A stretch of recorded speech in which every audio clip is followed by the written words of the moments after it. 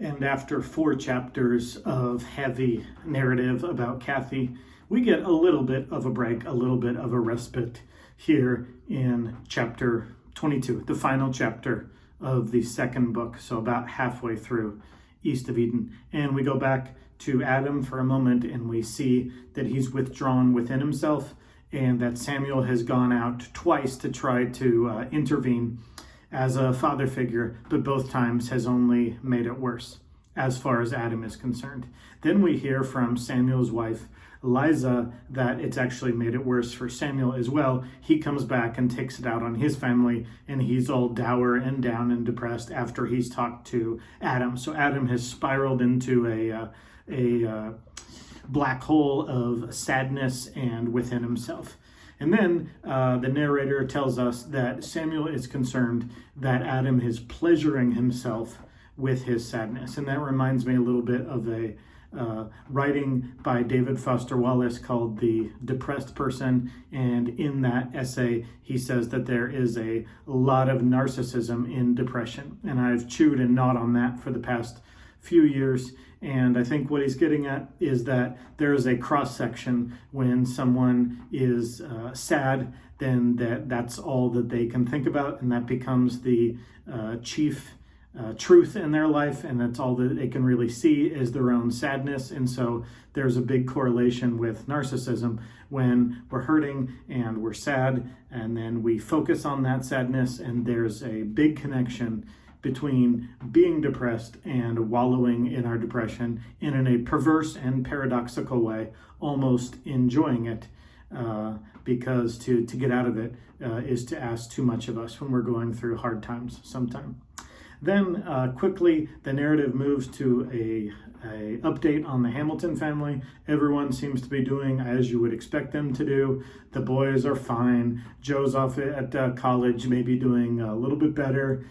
Some of the girls are married, and that seems fine. Well, Samuel hurts his back with a bale of hay, and so he goes into the town, I am assuming the town of Salinas, to see a doctor and figure out why he's not young anymore and why he gets hurt doing manual labor. Maybe it's a device just to get us to see and meet up with Lee. So he sees Will, and they have a very brief discussion about Mom, and then he runs into Lee. And so maybe that was just a vehicle for Lee and Samuel to talk away from Adam. And now we, the reader, understand what's going on with Adam through Lee, and Lee says that basically he's raising the boy and that Adam is doing nothing. Then we get to an absolutely shocking truth indicative of how bad Adam is doing, and that is that he has not even named these boys yet. So they're a year and a half old, and they don't even have names.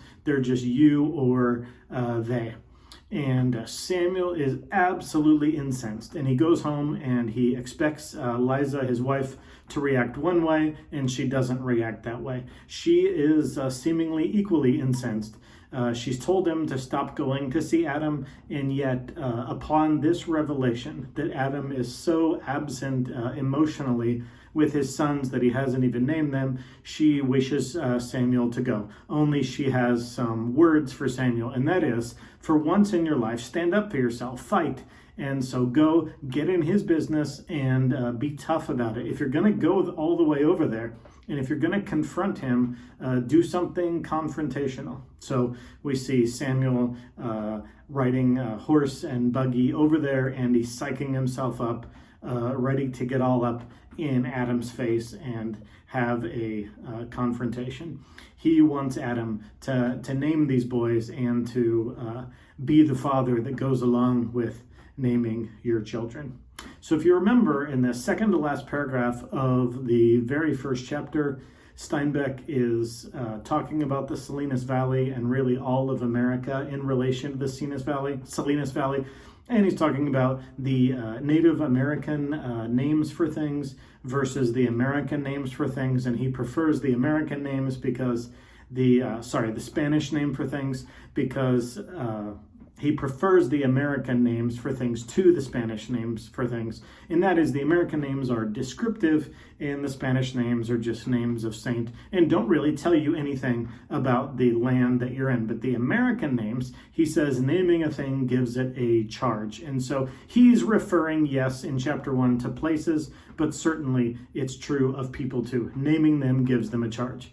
And as we said all the way back there in chapter 1, that's really one of the tells of the entire novel. If someone has a C name, they're a descendant of Cain and a bad guy. And if they have an A name, they're a descendant of Abel and have a good guy. Why? Because that's what they are named. And so the challenge of the novel, the main theme of the novel, is can we transcend what we are named? And so chapter 1 merely talks about the names of places, but this entire chapter, chapter 22, talks about the names of the boys. And can they live out what they're called to do if they have an A name? And can they live out and transcend it if they have a C name? And so the naming is very important. And as we said way back in the title video and the chapter 1 video, that was Adam in the Bible. That was his first job after he's given the general task of filling and subduing the earth, of having babies and farming the earth with those babies and making a worldwide Garden of Eden, a new kind of creation over the entire earth. The very way that he is to go about that is to exercise dominion over the animals and to give them a name, to give them a task. And so naming in the Bible is an important theme, and naming in this book is an important thing. So that's what Samuel is there to do, is to confront Adam on his lack of being a father figure. He's going to be a father figure either way. The only question is, will he be a successful or unsuccessful one? And the way to start becoming a successful father is, of course, to name your twin boys. And so Samuel is psyching himself up, and he finally meets Adam. Adam says he's not welcome. And so in the course of a conversation, Samuel puts his hands on Adam's neck and chokes him. He punches him once, and then Adam starts to get up and he punches him twice. And so Samuel brings up the fact that he's been given the gift of these boys and he's done nothing with them. Adam retorts that he paid for everything, so he owes Samuel nothing because he paid. Samuel scoffs at that idea and says, yeah, you've paid me, but what did you pay me with? You paid me with inheritance money. So it seems like Samuel is making a parallel between the undeserved grace of getting all that money from his father. He did absolutely nothing to secure his father's favor. He did nothing to earn his father's money. That's how inheritance works. Inheritance is grace. Inheritance is not works. And so it seems like Samuel is comparing Adam to your monetary inheritance is mirrored by these two boys. You didn't do anything to get this great gift, and yet here you are, you've got all this money and all these boys, and in both respects related to each other, you're doing nothing with this farm. In other words, you're not utilizing the financial inheritance, and you're doing nothing with these boys. You're not utilizing the spiritual, the emotional, the familial, the loving inheritance of having these boys. And your brain can't get too far away from the Kathy story of the last 2 chapters. What did she do? Well, like all the cheeky people in Genesis, she was conniving and tried to steal the inheritance from Faye. She manipulated. She grasped at what was not hers to have. That was Faye's money. That wasn't her money. And so Kathy manipulates and schemes and kills to get the inheritance. And what does Adam do? He gets it all by grace. And so Samuel's challenge to him is, what are you going to do about it? And then Adam has an excuse. Well, I've been widowed. The mom walked out on me. And Samuel says, but don't you see, to your boys, you've done the same thing. You're still here, air quotes, but you're not here. You're here physically, but you're not parenting them either. So to your boys, you're Kathy.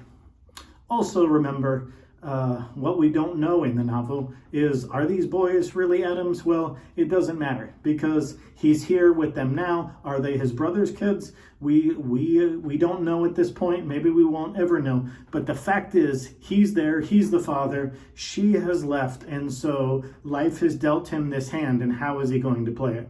According to Samuel. So getting choked, getting punched twice and getting the truth, Adam has new, fresh eyes, and he can finally see that Samuel is speaking the truth to him. And they start to discuss Kathy. Have we heard from Kathy? It's too new. It's all confusion. And Samuel says, someday you're going to have it all laid out. It's all going to be what it was, and you're going to be able to identify it. But right now, it's too soon for that. Adam seems to not even care about that, but what he does want to know is what kind of blood these kids have. And so if he, sort of a dramatic irony where we know more than he does in that his brother slept with his wife, and so he doesn't at all know what kind of blood they have.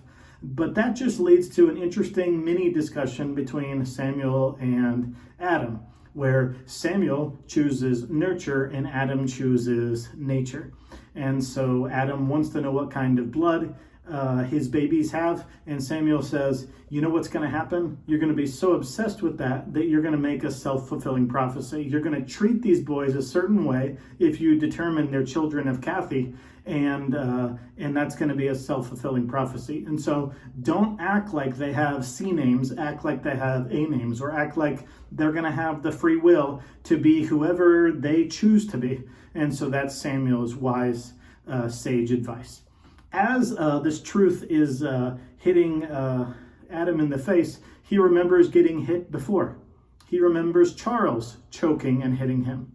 He remembers Kathy cocking a gun from 3 feet away and shooting him, and now Samuel has choked and hit him. But he sees a contrast. Sometimes love calls for that. Sometimes love means not minding your own business and coming over to the farm and getting up in Adam's face. Sometimes love involves telling the truth, and if the person won't listen, smacking them in the face with the truth, and if they won't listen, smacking them in the face. So Adam now sees the difference between violence for violence sake, violence out of a sense of hatred, and someone just trying to get their point across. And so Adam now has been slapped in the face and choked, and he can see immediately the difference between Cyrus, between Charles, between Kathy, and what Samuel is. So Samuel's was a redemptive choke, a redemptive punch, and he says, it's a funny thing, but I thank you for it. That's the only thing that would have got through to me, and it did.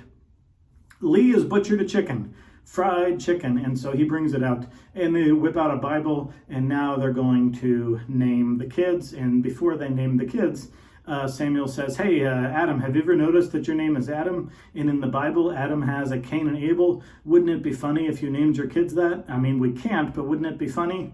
And Adam says, no, we're not going to name them Cain and Abel. Speaking of Cain and Abel, and then all three men sit around and read the first 16 verses of Genesis chapter 4 with some comments. And so it seems like Samuel had a sort of a preconceived idea about the story, maybe with a kind of a close and careful reading. It seems like Adam self-admittedly just sort of has a generic understanding of the story, but has not thought deeply about it ever, and has not even thought about the story for many, many, many years. He never even brought a Bible from Connecticut. And Lee has his take on it, which he explains is an Eastern take, but it's not really an Eastern take. And so Samuel reads through the story, and Adam's interpretation of the story is that God is the bad guy in the story. He is not fair, and in addition to not being fair, he has some unjust expectations. In other words, Adam reads the story and he says, you see, Cain did nothing wrong. Lee reminds us that if you read the entire Bible, we're told later at the very other end of the Bible, almost at the end of the Bible in the book of Hebrews, that the difference between their gifts was not the gift at all, but that it was Abel who had faith. And we can assume from that Cain did not have faith. So the sacrifices weren't really the issue. It was the attitude behind the sacrifice. Maybe we can extrapolate, is what Lee is saying. Anyway, Adam hears the story and he thinks God is the bad guy, and then the good news that Adam derives from the story is, well, this is a setup job, because all this guilt I feel, maybe some of it is deserved, but not all of it, because if, as I believe, I believe that it's more nature than it is nurture, well, look who I'm descended from. Look who my parents are. I'm not completely culpable for all of my choices and all of my actions, because look at my parents. They're descendants of Cain, and look at Cyrus and my suicidal mother. And Lee has more of a Jordan Peterson approach to the Bible, and he says, no, this story is really the map of the human soul. What has happened in the human soul? That God has rejected some of us, and because God has rejected some of us, that makes us angry. And then, so we've moved from rejection to anger, and then we lash out. And then when we lash out, we feel guilt, and this cycle continues.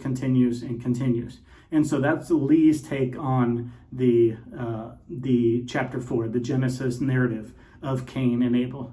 Samuel doesn't want to make a definitive interpretation. He says he's going to have to mull it over, and that Lee's interpretation has already birthed puppies in his mind, and he's going to have to chase down all those puppies. But Samuel's careful reading is to say, number one, God didn't necessarily reject Cain in that instance. It was just an opportunity for him to say, hey, you're angry. Don't let anger master you. You have the ability to master over your anger. Your anger is personified like a crouching tiger. You can master over it. You don't have to be a victim to your anger. So first, Samuel wants to point that out, that the narrative doesn't actually say that God rejected Cain. Cain's anger at God's preference of Abel's sacrifice is what led to the murder. The second thing Samuel wants to point out is that the mark that we've seen on Kat, the bartender's forehead, Charles's forehead from the unfortunate rock accident, and the one that evidently Kathy was born with, but gets darker when she's more evil, Kathy, that is not a mark of God's condemnation, but that's also a mark of grace. Maybe a lowercase g grace, maybe not God's saving grace, but God's common lowercase grace, that people like Cain can still have a family and still go about their lives. Even those who have committed the ultimate crimes are still protected and preserved by God because of this mark. Well, that's a discussion that I think that these three characters might come back to. But in the meantime, it's getting dark, and Samuel really came for one reason, and that was to name these boys. So they go through some possible names, and they come up with a couple biblical names. Moses had a brother, and his name was Aaron. And that's shrouded in a lot of mystery. If Moses was raised in Egypt, if his mom put him in a little basket and that basket was scooped up, a mini ark was scooped up out of the Nile River, and Moses was raised in Egypt, is Aaron a Hebrew name?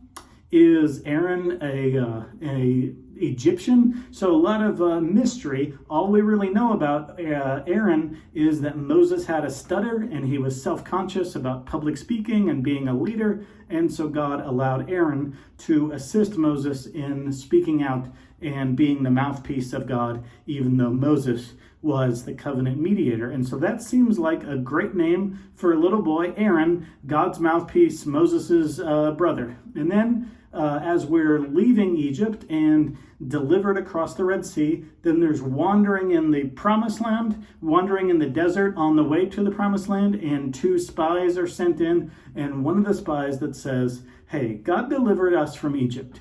God has rained down manna for us every morning. God has split a rock and made a lake of water for us. If God has done all that, surely we can go into this promised land. I know these people are twice our size, but if God is for us, who can be against us? Come on, take courage. And the only two men that said that were Joshua and Caleb. And so Caleb seems like a fitting name. He's someone who not only left darkness and oppression and bondage in Egypt, but he made it all the way through the wilderness wandering, all the way into the promised land. In other words, Caleb is somebody who left bondage and made it all the way to the promised land, which seems a lot like making it to the Garden of Eden, the next Garden of Eden, a land flowing with milk and honey. So Aaron led God's people through the wilderness, and Caleb helped God's people get into the promised land. So the book is called East of Eden.